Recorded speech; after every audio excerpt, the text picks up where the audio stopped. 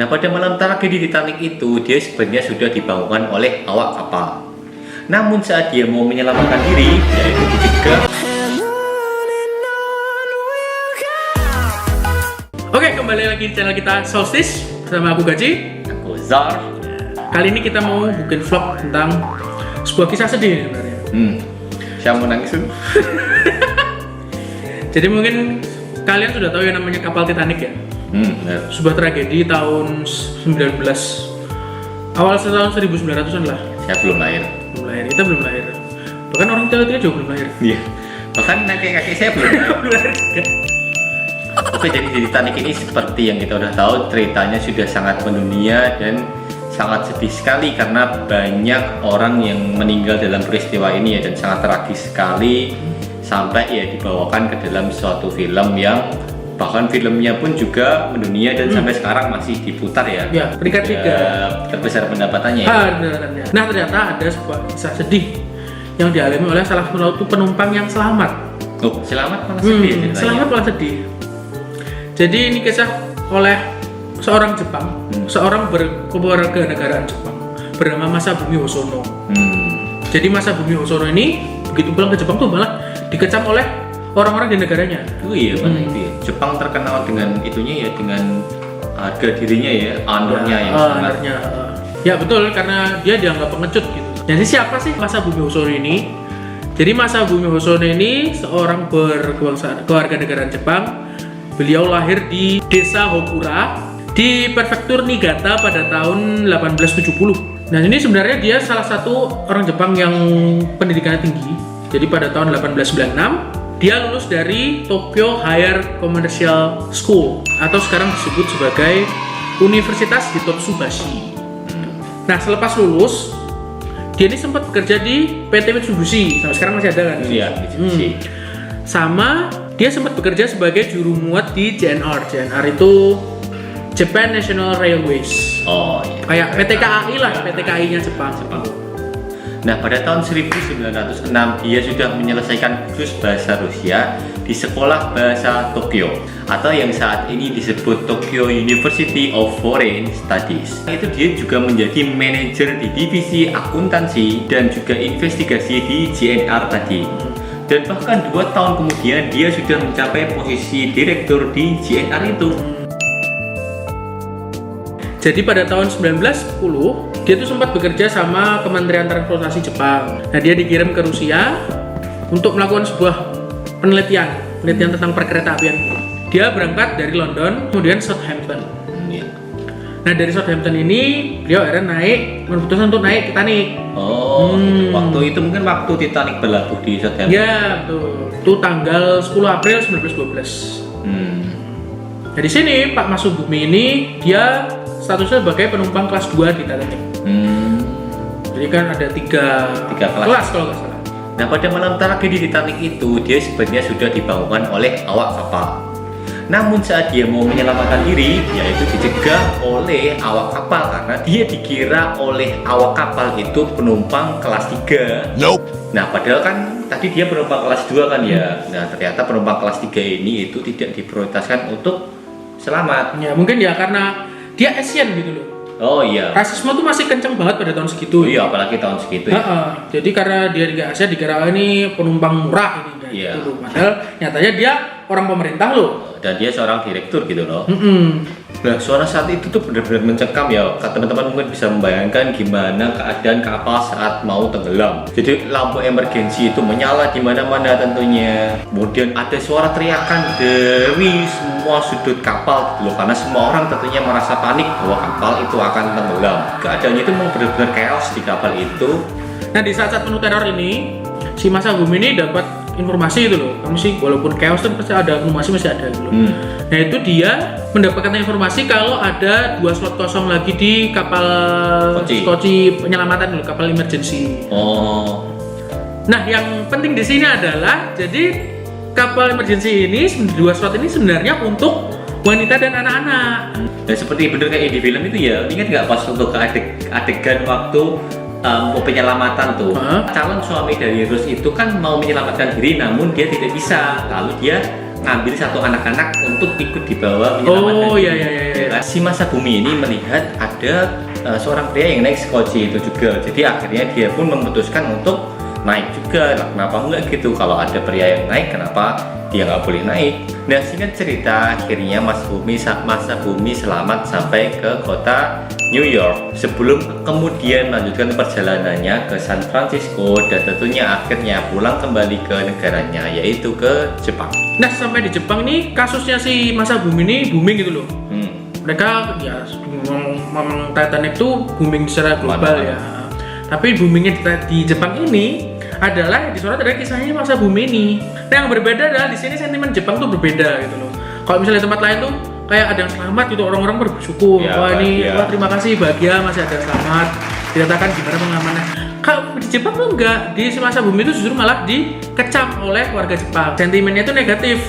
Fokusnya adalah karena dia selamat setelah menaiki skoci atau kapal emergency yang untuk wanita dan anak-anak.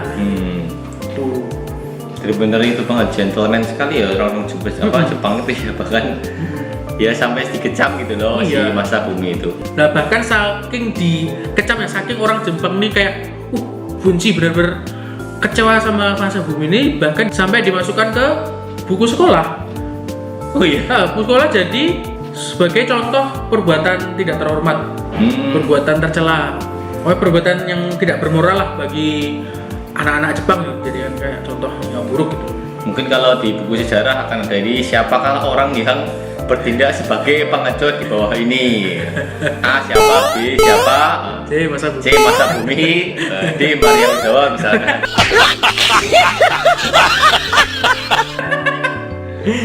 Nah, masa bumi Hosono ini sampai akhirnya juga dipecat dari perusahaannya, bayangin. Tapi akhirnya entah kenapa mungkin perusahaannya membutuhkan dia atau memang dia dinilai relevan dan kompeten, kemudian direkrut kembali sampai akhir masa hayatnya, yaitu pada tahun 1939. Untungnya masih ada kesempatan kedua untuk masa bumi Hosono Ya, ini. kalau mungkin masa bumi ini nggak kuat mental, mungkin dia bisa melakukan hal kiri ya, daripada untuk hidup dalam rasa Rasa malu. malu, pilih untuk keluar kiri kayaknya untuk mengembalikan harga dirinya. Ini insiden ini menorehkan luka yang sangat dalam kepada Hosono dan juga keluarganya. Titanic itu tabu di keluarga dia, keluarga Hosono. Marga Hosono tuh udah jangan sampai ngomongin Titanic gitu. Jangan ngomong Titanic. Kamu ngomong Titanic. Pecat kakak. Coret dari kakak ngomongin Titanic.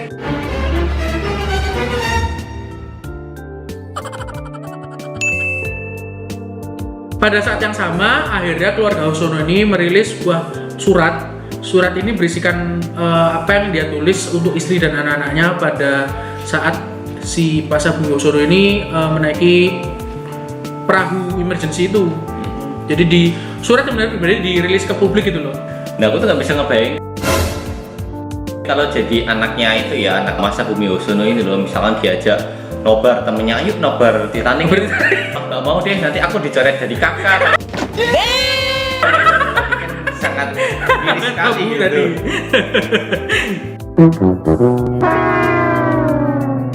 Suratnya ini ya kayak rentetan peristiwa apa yang terjadi pada saat beliau ini di Titanic dan apa yang terjadi kok bisa dia naik perahu darurat yang untuk anak-anak dan wanita itu. Jadi sebenarnya dia tuh sampai 2 kali disuruh awak kapal tuh untuk naik ke deck karena itu tadi dikira penumpang kelas 3 gitu loh.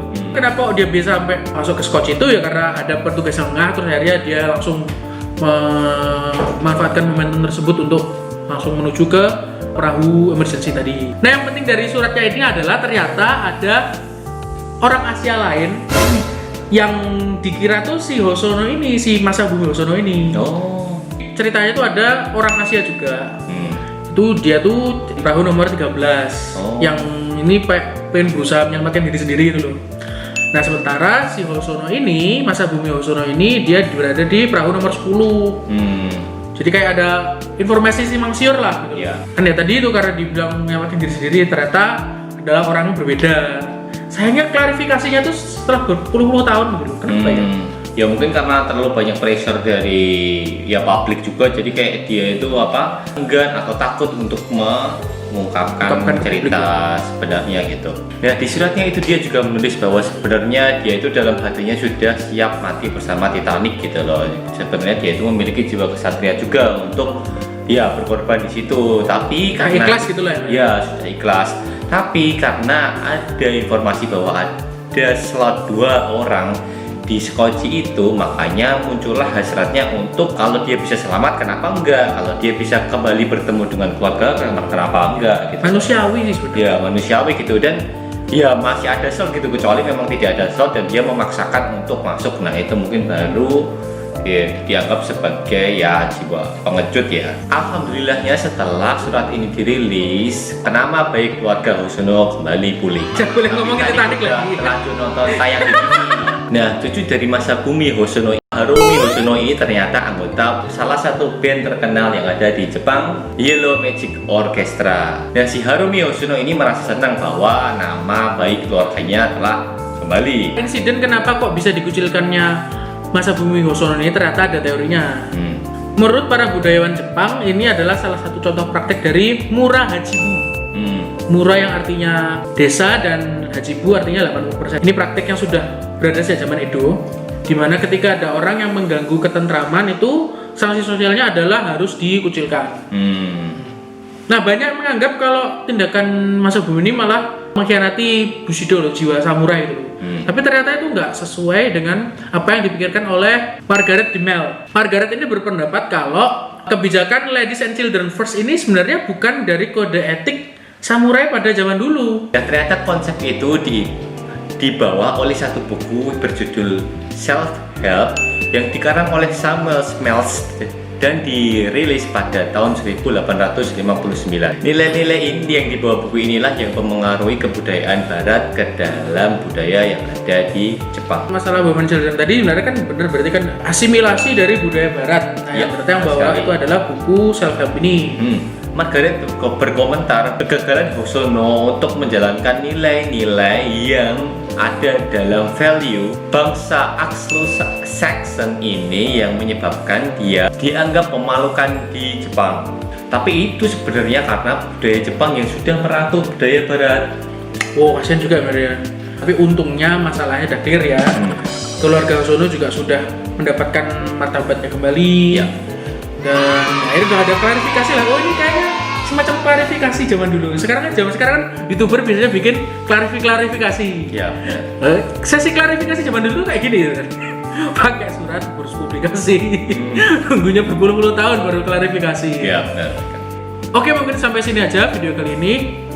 Kalau misalnya kalian suka video ini silahkan like, Jangan lupa komen dan juga subscribe kita supaya kita bisa semakin semangat untuk bikin video tentang apa aja ya, bahas tentang apa aja yang menarik mungkin bagi kalian juga. Kami pamit dulu, aku Gaji, Uzar. kami dari Soltis, bye. Bye.